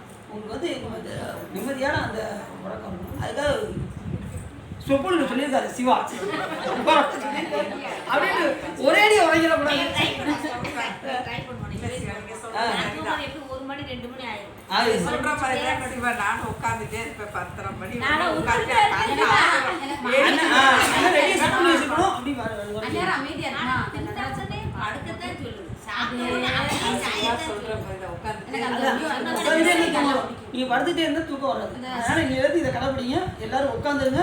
எத்தனை சூழ்நிலையில இருந்தாலும் சரி அசரவே கூடாது. இப்படி உட்காந்து என்ன உட்காந்து எடுத்து விட்டு சிவா தூக்கம் வந்துச்சு. கந்தர் அனுமதி பாட்டை போட்டா முடிச்சுக்கிட்டேன். ஒரு பாட்டு எழுப்பி விட்டுருச்சா? சரியா சொன்னா இம்மா முடிச்சிட்டியா? நீங்க போட்ட சொற்பொழிவு எல்லாம் பாப்பேன். அதெல்லாம் பாப்பேன். பாருங்க பாருங்க ஒரு நிறைய இருக்கு. எதுனாலும் கத்துக்கிட்டே இருக்கு. அது கிட்டத்தட்ட 500 மணி வரைக்கும் போட்டுருக்கேன். நல்லா முடிச்சுக்கிட்டே இந்த பாட்டு சொந்தம் சரி வாங்கிட்டேன். அப்படி தான் அனுபவிக்கின்ற துன்பத்தை எண்ணி எண்ணி பொய்யுடைய அசுரர்கள் வருந்தும்படி ஜெயந்தன் ஏங்கி அழுவான். சிறைச்சாலையை காத்து நின்ற அசுரர்கள் அச்சுறுத்தவும் அழுவது தவறோ என்று தன் கையால் வாயில் மூடிக்கொள்வான். அவன் இப்போ அழுக தாங்க முடியலையா, துன்பத்தை தாங்க முடியாமல் அழுகவர் தான். அழுகம்னா ஓடு சத்தம் வருமே அப்படின்னு சொல்லி அசுரர்கள் துன்பம் அடிப்பாங்களே அப்படின்னு சொல்லிட்டு வாயை கொத்திக்கிடுவான். அப்போ அப்படிலாம் துன்பப்பட்டுருக்கான் பாருங்க. ஏன்னா சத்தம் போட்டால் வெளியில அவங்களுக்கு அசுரர்கள் கேட்கும், உடனே அவங்க அடிப்பாங்க அப்படின்னு சொல்லிட்டு வாயை கொத்திக்கிட்டே இருப்பானா. வாயை கொத்தி தான் அழுவணும். அழுகிறது கூட அந்த உரிமை இல்லாத அளவுக்கு தேவர்கள் என்ன செய்கிறாங்க, துன்பப்படுறாங்க. இதெல்லாம் என்ன காரணம்? இறைவனை மறந்தது தான் காரணம். அது தட்சணை சிவபெருமானை ஒருத்து செய்வது தான் காரணம். இல்லை எந்த ஒரு செயலை செய்தாலும் சிவபெருமான் செயல் என்று செய்தால் நமக்கு எந்த விதமான துன்பமும் நமக்கு கிடையாது. நம்ம வாழ்கிற வாழ்க்கையில் எப்படி நினைக்கிறோம், எந்த ஒரு செயலையும் என் செயலாவது யாது ஒன்றும் இல்லை இனி தெய்வமே நின் செயலே என்று அறியப்பெற்றேன் அப்படின்னு சொல்கிறாரா? அறியப்பட்டேன்னு சொல்கிறாரா? உணரப்பட்டேன் அப்படின்னாரு. ஏன்னா அறியப்பட்டெல்லாம் இங்கே கதையாகாது. இங்கே உணரப்படணும். அதுதான் முக்கியம். அறிவில் போய் அதை என்ன செய்யணும், உணரணும். நம்மளால் ஆகக்கூடிய காரியம் ஒன்று கூட இல்லை. அதுல அந்த படத்தில் எதாவது சொல்லுவாங்கல்ல, ஆணியை கூட உங்களால் கொடுக்க முடியாதுங்க அப்படின்னா பார்த்தீங்களா, அது மாதிரி நம்மளால் ஒன்றுமே செய்ய முடியாது. எல்லாமே சாமியோட திருவள்ளால் தான் நடக்குது. நம்மளை கரியை வச்சு சிவபெருமான் தான் எல்லாத்தையும் இயக்குறாரு. புரியுது அவங்களுக்கு? ஆனால் இது இந்த உயிர் அறிவற்ற, அதாவது வியாபக பொருளாக இருந்தாலும் இந்த உடம்புக்குள்ளே இருக்கும்போது என்ன செய்யுது, இது என்னுடைய உடம்புன்றதா, அதனால் இதுக்குள்ளே அடங்கிடுது. ஆனால் இதுவும் வியாபக பொருள் தான். எது இறைவன் போல இந்த உயிரும் வியாபக பொருள் தான். ஆனால் இது அடங்கிய வியாபம், அது விட்டு வியாபம். அவ்வளோதான் வித்தியாசம். அது எங்கேயும் பறந்து விரிந்து எல்லா பொருளையும் கலந்துருக்கும். எது சிவம். நாம் ஒரு இதுக்கு ஒரு எல்லைக்குள்ளே தான் இருக்கும். நம்மளுடைய வியாபம் அந்த அளவுக்கு.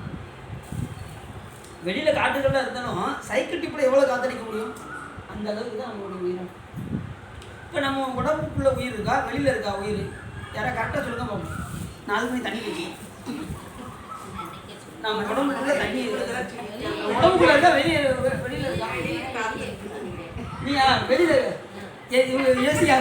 எல்லாரும் உடம்புக்குள்ளே இருக்குமாங்க, நம்ம வெளியில் இருக்குன்னு சொல்லி பார்ப்போம்.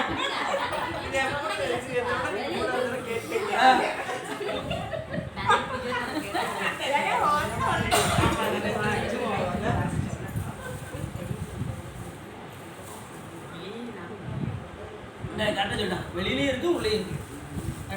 வெளியிலே இருக்குது, உள்ளே இருக்குது. ஆனால் இது என்னுடைய உடம்பு அப்படின்னு சொல்கிறோமா, அதனால் நமக்குள்ளே இருப்பதாக நம்ம கருதுகின்றோம். அவ்வளோதான். ஆனால் வெளியிலே இருக்கான்னா வெளியிலே இருக்குது. இப்போ நான் ஏற்கனவே சொல்லியிருக்கேன், டிவியில் 253 சேனல் இருக்குது. டக்குன்னு 200 கூட 200 சேனலுக்கு போயிடுது. திடீர்னு ஒன்றுக்கு ஒன்று தான் மறுபடியும் ஒன்றுக்கு வந்துடுது. மனிதனுக்கு இவ்வளோ மூலம் இருந்தா சாமிக்கு எவ்வளோ இருக்கும்? கரெக்டாக ஒவ்வொருத்தர் பேரை போட்டு சரவணன் அடுத்த நாங்கள் வந்துடும். டக்குன்னு திடீர்னு மகேஸ்வரன் போட்டால் மகேஸ்வரன் அவங்களுடைய ரெக்கார்டு பூரா வந்துடும். திடீர்னு மல்லிகேஸ்வா, திடீர்னு நாகரசிவா, அப்புறம் அப்புறம் லட்சுமி சிவா, அப்படின்னு ஒவ்வொருத்தருக்கு பேரை ஜோதி சிவா, அப்படி ஒவ்வொருத்தருக்கு பேரை அடிச்சா டக்குனு சாந்தி சிவா, வேற யாரும் விட்டனா அது வேற. ஏன் சொல்ல என் பேரை சொல்லவே மாட்டேங்காங்க. ஒவ்வொருத்தர் பேரை ராசாதி சிவா,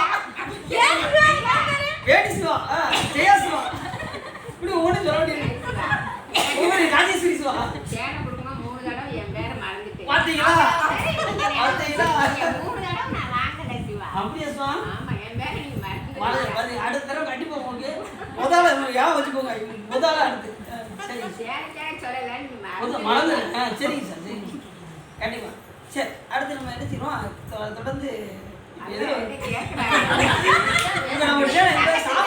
எப்படி அந்த சேர்ல தொட்டது அப்படி போயிருந்தோ அதே போல அந்த உயிரானதுக்கு அந்த சாமி ஒவ்வொருத்தருக்கும் ஒரு இது வச்சிருக்கேன். ரிமோட் கண்ட்ரோல் யார்கிட்ட இருக்குன்னா சிவபெருமான் கையில் இருக்கு. சரி, அப்படி தன் தந்தை தாயாரை பிடித்து கொண்டு வந்தால் இப்படித்தான் தண்டிப்பார் என்று வருத்தப்படுகின்றார். புலம்புறார். இப்படி இப்போ நானும் இப்படி துன்பப்படுறோம், இந்நேரம் நம்ம அப்பா மாட்டியிருந்தாருன்னா நம்மளுடைய தாய் தந்தையார் மாட்டியிருந்தால் இங்கே வந்து என்ன துன்பப்படுவாங்க அப்படின்னு பேசிக்கிறார். முதல்ல இந்த இடம் தானே பிடிக்க வந்தாங்க. அவர் போய் ஒழிஞ்சிக்கிட்டதுனால தான் இப்போ பையனை பிடிச்சிட்டு வந்துட்டாங்க. எங்கள் இங்கே சிறைச்சாலையில் போட்டாங்க. அப்போ இவர் துன்பப்படுறதை பார்த்துட்டு அப்போ தன் தாய் தந்தையாரும் இப்படி தானே துன்பப்படுவாங்க அப்படின்னு சொல்லி புலம்புறாரு. அதனால இந்த இதுக்கு என்ன பேர், ஜெயந்தன் புலம்பூர் படணும். அது அப்புறம் அப்படி சொல்கிறாரு, நிறைய சொல்லிகிட்டே வர்றாரு. அப்படி சொல்லி தன் தவமேன்மை கொண்ட சூரபத்மனின் ஆணையால் வன்மிக்க அசுரர்கள் என் தந்தை தாயார்களை கயிற்றால் கட்டி இங்கு கொண்டு வந்து இவரிடம் தரும்படி சென்றனர்.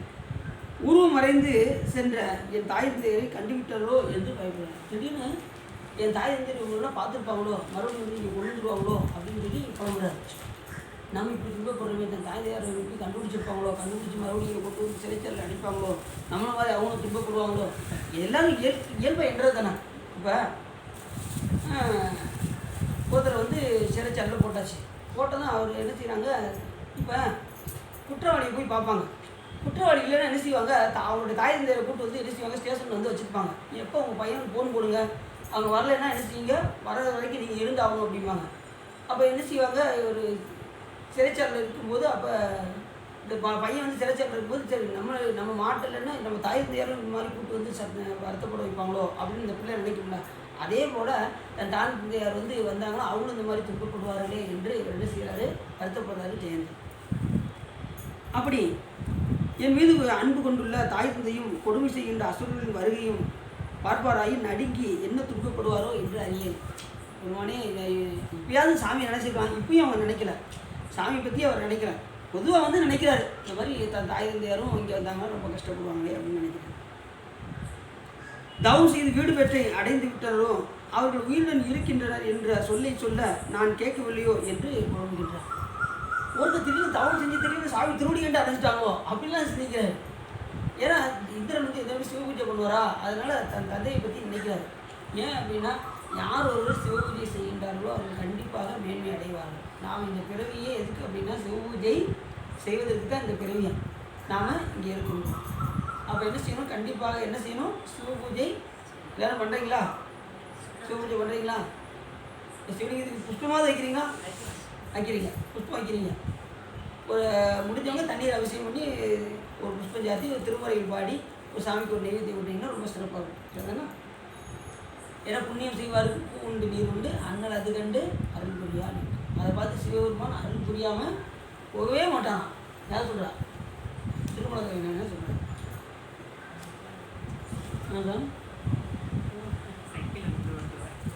நமக்கு இந்த சிறை எப்போது நீங்குவது என்று புலம்புகிறார். இந்த சிறைச்சாலை எப்போது நம்ம நீங்க போதும், முன் வழிந்த பாவங்கள் இப்போது மிகுதியானவோ, பெரிய தவத்தின் பயனும் அழிந்து விட்டதோ, நல்வழிகள் எல்லாம் குறுக்கிவிட்டனவோ, கலிகாலம் வந்ததோ, வேதமும் சிவபெருமான் இல்லையோ என்று புலம்புகிறார். சிவபெருமான் இருக்காரா இல்லையா அப்படின்னா வளர மாதிரி ஆகிப்போச்சு. இப்போ நம்ம நிறைய துன்பம் துன்பட்டோம்னா கடவுள் ஒன்று இருக்காரா இல்லையா, ஏன் எனக்கு இப்படி ஒரு துன்பம் வருது அப்படின்னு சொல்லுவோம்ல, அதே போல் சிவபெருமான் இருக்காரா இல்லையா, ஏன் இப்படி எனக்கு இப்படி துன்பம் வருது அப்படின்னு சொல்லி புலம்புறாரு. யாரு, ஜெயந்தன். அது என்ன சொல்றாரு, பாவங்கள் இப்போது மிகுதியானவோ அப்படிங்கிறார். கண்டிப்பாக மிகுதி தான் ஆயிடுச்சு. இறைவன் கடந்து செய்யக்கூடிய காரணம் பாவங்கள் பிறகுத்தான் செய்யும், குறைகிறதுக்கு வாய்ப்பே கிடையாது. அதுவும் இறைவனை மறந்து செய்வதற்குலாம் கொடும்பாவம் தான் சொல்லலாம், வெறும் பாவம் கூட சொல்ல முடியாது, கொடும்பாவம் தான் சொல்ல முடியாது. நிறைய பேர் பார்த்தீங்கன்னா இந்த 64 திருவிழாக்கள்லாம் கொடும்பாவம் செஞ்சவங்க நிறைய பேர் இருக்காங்க. அவங்கள கூட சாமி மன்னிச்சார். ஒருத்தருடைய பாவத்தை துடைக்கிறதுக்கு சொக்கநாத பெருமானுடைய திருக்கோயிலே இருந்து அங்கே இருக்கக்கூடிய அந்த அபிஷேக தண்ணீரை உண்டு, அங்கே கொடுக்கக்கூடிய நைவேத்தியத்தை உண்டு, அங்கேயே பல ஆண்டுகள் இருந்து அதுக்கப்புறம் சிவபெருமான் வந்து அவங்க காட்சி கொடுத்து அந்த உயிர் மேன்மை அடையிச்சிருக்காரு. கொடும்பாவத்துக்கெலாம் ஆளான ஒரு உயிரை. ஆனால் எப்பேற்பட்ட தவறு செய்தாலும் சிவபெருமானை சரணாகதி அடைந்தால், இதுவரைக்கும் செஞ்ச தவறு விடுங்க, இனிமேலாவது செய்யாமல் இருந்து மறுபடியும் அவரை சரணாகதி அடைந்தால் நமக்கு என்ன செய்வார், சாமி நம்மை மேன்மைப்படுத்துவார். பொன்னும் மெய்ப்பொருள் தருவானை போகமும் திருவும் புணர்ப்பானை பின்னை என் நெஞ்ச பிழை பொறுப்பானை பிழையெல்லாம் தவிர பணிப்பானை. பிழையெல்லாம் பொறுத்துருவார் சிவருமான். ஆனால் மறுபடியும் அந்த தப்பு செய்யாமல் பார்த்துக்கணும். அப்பாடம் பிள்ளையை பொறுத்துட்டாருப்பா, மறுபடியும் நம்ம ஆட்டத்தை ஆரம்பிச்சிட வேண்டியது அப்படின்ட்டு என்ன செய்யக்கூடாது. எல்லாரும் படிச்சொல் சொல்ல புறங்கோல் பேச அந்த மாதிரி மறுபடியும் போயிடக்கூடாது. நான் அடிக்கடி எதுக்காக அதை சொல்ல வரேன் அப்படின்னா, பெண்கள் 4 பேர் சேர்ந்துட்டாங்கன்னா அதை தான் சொல்லுவாங்க, அடுத்தவர்களை பற்றி தான் பேசுவாங்க. அதனால் நாம் வந்து அவங்கள மாதிரி ஆயிடக்கூடாது. புரியுது அவங்களுக்கு? நாம் அடியாருக்கும் அவங்களுக்கு நமக்கு வித்தியாசம். புரியுது அவங்களுக்கு? புரியுதா? மற்றவங்க மாதிரி நாமளும் இருந்தவங்க, நம்ம நிலை வேறு அவங்க நிலை வேறு. சரி, நாம் வந்து சிவபெருமான் திருவடி அடையணும்னு நினச்சிக்கிட்டு இருக்கோம். நம்ம அதுக்கு தானே இருக்கோம். ஆனால் இல்வாழ்க்கையில் நீங்கள் இருக்கும்போதே சாமி வழிபாடு செய்ய நமக்கு தேவையானதெல்லாம் கிடச்சிக்கிட்டே இருக்கும். நாம் வாழ்கிற வாழ்க்கையில் எல்லா விதமான செல்வங்கள் அதுபோல் குடும்ப குட்டிகள் எல்லாமே வந்து நலமாக இருப்பாங்க. அதை பற்றி நீங்கள் எந்த விதமான கவலையும் பட வேண்டாம். இருக்கும்போதே சாமி இல்வாழ்வும் அவ்வளக வாழ்வும் சாமி கொடுத்துக்கிட்டே இருப்பார். நீங்கள் வழிபாடு பண்ணிக்கிட்டே இருக்க இக வர சௌபாக்கியம் அருள்வாயே அப்படின்னு சாமி சொல்கிறாருல்ல. எந்த பதிவு சொல்கிறாரு? இக வர சௌபாக்கியம் அருள்வாயே திருப்பூரில் சொல்கிறார். திருப்பூரில் அருமையாக சொல்லணும்னு சொல்கிறார். இப்படி பல பாடல்கள் சொல்லியிருக்காங்க. அதனால் இல்வாழ்வும் அவ்வளக வாழ்வும் நமக்கு சுவாமி வழிபாடு செய்ய நமக்கு தந்து கொண்டே இருக்கும். அப்படி மேலும் என்ன கூற வேண்டியது உள்ளது? எம்மால் மெல்லன செய்யப்படுகின்ற தீவினை இயல்பாய் எமக்கு இப்படிப்பட்ட அளவில்லாத துன்பங்கள் மரக்கருணை முறைமையால் கரிய கழுத்தையுடைய சிவபெருமான் ஏற்படுத்தியுள்ளார் என்றார். உடனே கண்டிப்பாக அவர் என்ன செய்கிறாரு? மரக்கருணை சிவபெருமான் செலுத்துகின்றார் சொல்கிறார். ஏற்கனவே நம்ம சொன்னோம், சிவபெருமான் 2 கருணை வச்சுருக்காரு. ஒன்று அறக்கருணை, மற்றொன்று மரக்கருணை. இந்த 2 விதமான கருணை கொண்டு தான் இந்த உயிர்களுக்கு அனுப்பளிக்கின்றார். அப்போ நமக்கு ஒரு துன்பம் ஏற்படுது அப்படின்னா உடனே சிவபெருமான் கொடுக்க மாட்டார். சிவபெருமான் நம்ம விலையை எடுத்து கொடுப்பாரு. அது நமக்கு துன்பமாக தெரியும். நாம் செய்து வச்சது தான் எடுத்து கொடுக்குறாரு. அதுக்கு கொடுக்கும்போது அவருக்கு என்ன கருணை அப்படின்னா அவருக்கு வந்து மரக்கருணை இருக்குது. இப்போ பிள்ளைகள் வந்து தாய் தந்தையர் திட்டுறாங்க அப்படின்னா அதுக்கு பேர் மரக்கருணைன்னு பேர். அன்பா சொல்லி திருத்துனா அதுக்கு பேர் அறக்கருணைன்னு பேர். இதையத்தை சிவபெருமான் செய்கிறார். 2 வித. அப்போ எல்லா உயிர்களுமே சிவபெருமானுக்கு குழந்தைகள். இவன் நல்லவன், இவனுக்கு தான் நான் அருள் செய்வேன். இவன் கெட்டவன், நீ என் பக்கத்திலே வராதுன்னு சொல்லுவாரா சிவபெருமான்? அப்படி செய்வாரா? அப்படி சொன்னாலும் அவர் கடவுளே கிடையாது. இது அவங்களுக்கு நல்லவர் தீயவர் எனாது நச்சின செல்லல் கடை சிவ புக்தி காட்டுவர் கொல்ல நவந்தவர் கொண்டு போகும் இடத்து அல்லல் கெடுப்பன. அப்போ நல்லவர் தீயவர் எல்லாமே அவருக்கு ஒன்று தான். ஆனால் பெரும்பாலும் பார்த்தீங்கன்னா இந்த நல்லவர்களோட சிவபெருமான் தீயவர்களை தான் அதிகமாக வருவார். ஏன் அப்படின்னா நல்லவர்களை எப்படியாவது படித்து பாஸ் பண்ணி போயிடும். இந்த கெட்டவர்கள் என்ன செய்யணும்? எப்படியாவது திருத்த வேண்டும் என்பதற்காக தான் அசுரர்கள்லாம் சாமி என்ன செய்கிறாரு? சரிங்க சார்.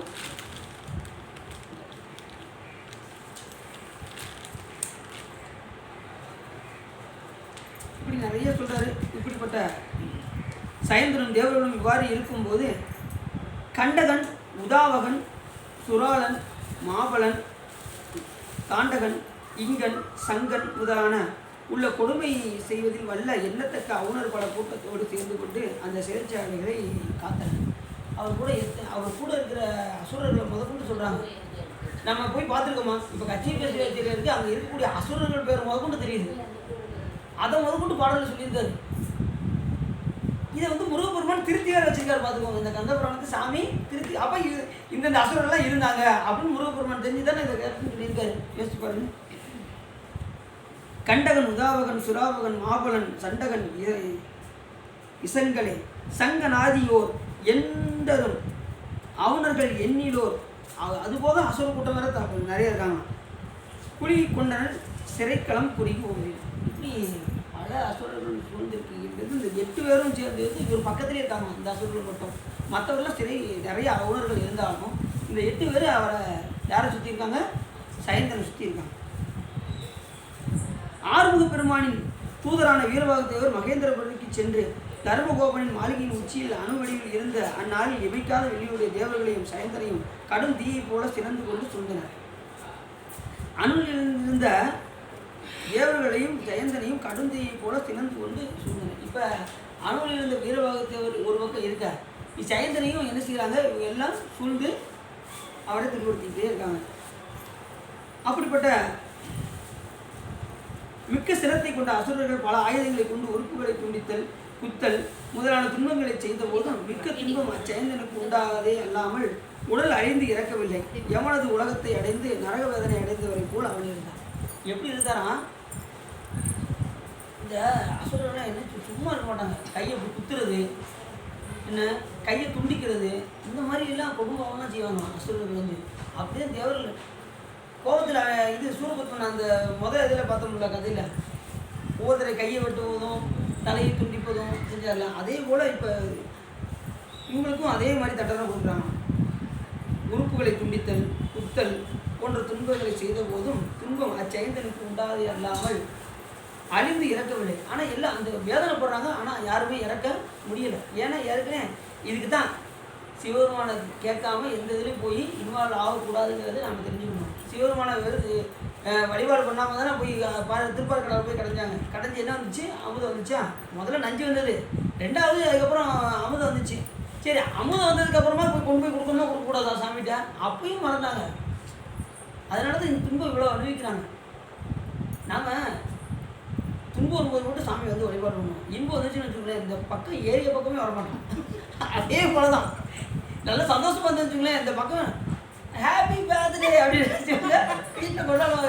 இங்கே சாமிகிட்ட வந்து ஒரு வழிபாடு பண்ணுவோம், இல்லை அவங்களுக்கு ஏதாவது செய்வோம் அப்படின்னு சொல்லி யாரும் செய்ய மாட்டாங்க. கோயிலுக்கு வரணும்னு நினைக்க மாட்டாங்க. அந்த பிள்ளையை கூப்பிட்டு வந்து 2 அர்ச்சனை பண்ணி என்ன வழிபாடு செய்ய வச்சு அவங்களுக்கு திருநீர் பூசி ஒரு திருமுறை பாடி அந்த மாதிரி செய்யலாம்ல, சந்தோஷத்தில் அப்படி செய்யலாம்ல. நம்ம அதுதான் எனக்கு யோசனையே வராது. நம்ம என்ன செய்வோம், வீட்டிலே இருந்து ஹாப்பி பர்த்டே கூட 4 சாக்லேட்டை 4 பேருக்கு கொடுத்தோமா, கேக்கை வெட்டி சாப்பிட்டோமா. கேசரிக்குன்றது ஒரு காலத்தில் கேக் சாப்பிட்டோம், இப்போ வந்து கேசரியை மாற்றிடுவோம். இப்போ நம்ம சைவத்துக்கு வந்ததுனால நம்ம கேசரி இப்போ எல்லா வீட்லையும் இப்போ அப்படி தான் கேசரி நல்லா கிண்ட வேண்டியது, அதை அறுத்து சாப்பிட வேண்டியது.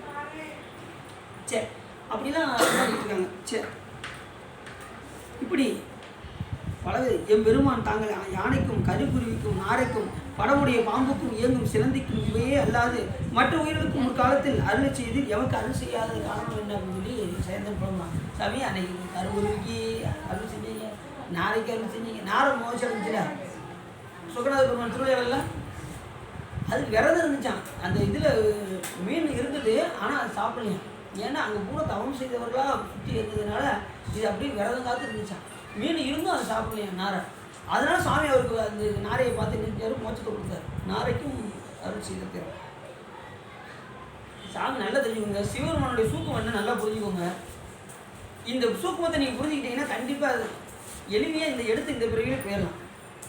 நல்லது. அதாவது சாமி எப்படி அப்படின்னா, இன்பமாக இருக்கிற நேரத்தில் யார் இறைவனை நினைக்கின்றார்களோ சிவபெருமான் உடனே அருள் செய்வார்.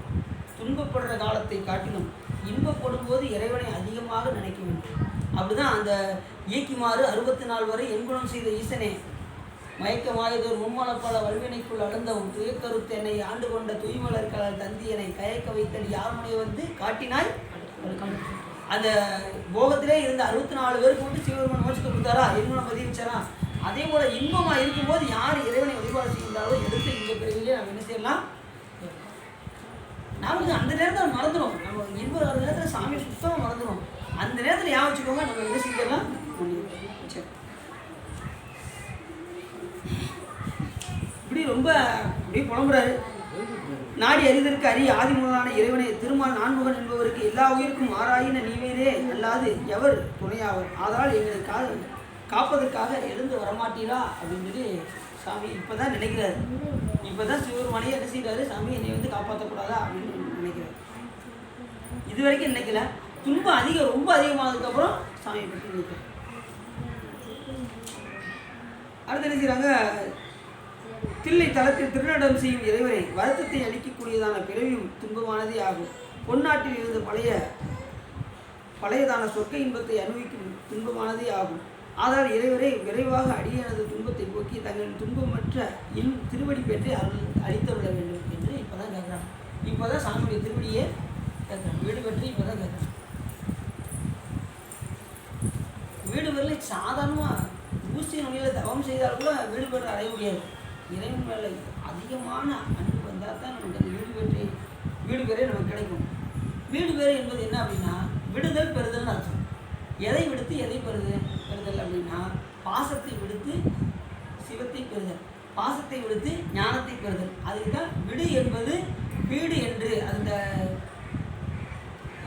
இலக்கண நயத்தில் பார்த்தீங்கன்னா நீண்ட தொழில் பெயரச்சம். அதில் வந்து பார்த்தீங்கன்னா விடு என்பது வீடு என்றும் பெரு என்பது பேரும் என்றும் வீடு வேறு என்று ஆகியது. தெரிஞ்சுச்சா? புரிஞ்சுச்சா? இப்போ தாங்க புரியுது. வீடு பேரு அப்படின்னா விடுதல் பெறுதல். அது விடு என்பது வீடு என்றும் பெரு என்பது பேருமாகி வீடு வேறு. அப்போ எதை விடுத்து எதை பெறணும்? பாசத்தை விடுத்து ஞானத்தை பெற வேண்டும். அதுமாதிரி பூசையும் அப்படி தான் வரும். பூசை விடுத்தல் ஞானத்தை கொடுத்தல் அந்த மாதிரி. அப்படி கடைசி என்ன சொல்றாரு? பலவிதமாக சொல்லி வருந்தி நஞ்சான தலைக்கு ஏறியதை போல் துன்பம் மேலும் அதிகரித்து அறிவை மற்றும் கெடுக்க ஒன்றையும் உணராதவனாய் மயக்கம் கொண்டு மூச்சானது மறைந்து ஒடுங்க இறந்தவரை போல இந்திரன் மகன் தரையில் விழுந்தார். இப்படி பலவிதமான இதை எண்ணி எண்ணி புலம்பி தரையில் விழுந்து அலறி பிடிக்கின்றான் நமது சயந்தன் என்று இந்த கதை முடியுது. அடுத்த நாளைக்கு நம்ம என்ன பார்க்க போகிறோம்? சயந்தன் கனவு காணப்படும். கனவுல யார் வர்றா? கனவுல யார் வருவா? முருகப்பெருமான் தான் வருவார். அவர் கனவுல வந்து என்ன சொல்ல போகிறாருங்கிறத அதை நாளைக்கு நம்ம ஒரு நாளைக்கு பௌர்ணமி ரொம்ப சிறப்பான நாள். முருகப்பெருமான் நாளைக்கு வந்து காட்சி கொடுக்க போகிறாரு கனவுல. அதை நம்ம வந்து பௌர்ணமி எத்தனை மணிக்கு சுற்ற போகிறீங்க? 6 மணிக்கு. 6 to 6:30 முடிச்சுட்டு நம்ம 6:30 மணிக்கு ஆரம்பிச்சிடும். இதுதானா? கொஞ்சம் 6 மணிக்கு எல்லாருமே வந்துருங்க. 6 மணிக்கு வந்து 6:30 முடிச்சிட்டிங்கன்னா நம்ம 6:30 ஆரம்பிச்சு ஒரு மணி 7:30 முடிச்சு அப்படி பள்ளியில் முடிச்சு வச்சுருக்கோம். சரி, இதுகாரம் உள்ள நிறைந்து உபகை சிறந்து இந்த கந்தபுராணத்தை நீங்கள் கேட்டதினால் உங்களுடைய வருவினை கருதி திருவருள் உரையும் என்று சொல்லி திருப்புகழ் பாடி அடியை உரையை நிறைவு செய்து வரியாதருங்கண் மடமாத மகவாசை தொந்த மதுவான இருபோது நைந்து மெலியாது இரு தாழின் அன்பு தருவாயே பரிபாலனம் செய்தருள்வோனே பரமேசுரந்தன் அருள்பாலா ஐகேசவந்தன் மருகோனே அலைவாயமந்த பெருமாளே இரு தாளின் அன்பு தருவாயே ஐலாயம் விஞ்ஞானம் பொதுவி காட்டும் என்னை வைவாயு விகண்டான் தெரிவிக்கும் விஞ்ஞான பானுவாகி வீலாரும் மொழி திருவாவூர் வாழ்வு நமச்சிவாயும் சைலாதி மறுபடியும் திருமரபு நீடூடி கிடைக்குமாதும் ஆறில் தடந்தோர் வாழ்க அறுமுகம் வாழ்க வெப்பை குருசி தனிவேல் வாழ்க உப்புடம் வாழ்க செவ்வேல் ஏறி ஒங்கே வாழ்க யானைதன் அணங்கும் வாழ்க மாறில்லா வள்ளி வாழ்க வாழ்க சீர் அடியாரெல்லாம் வாழ்க சீர் அடியாரெல்லாம் வாழ்க சீர் அடியாரெல்லாம் வான்வீல் வளாது வேமணிவளம் துறக்கமன் பொன்முறை அரசிய குறைவில்லாத இருள் வாழ்க நான்மறை அறங்கள் போக்க நற்றமும் வேள்விகள்க மேன்மைகள் செய்வ நீதி விளங்குக விளங்கமில்லாம் பார்வதி வதையே.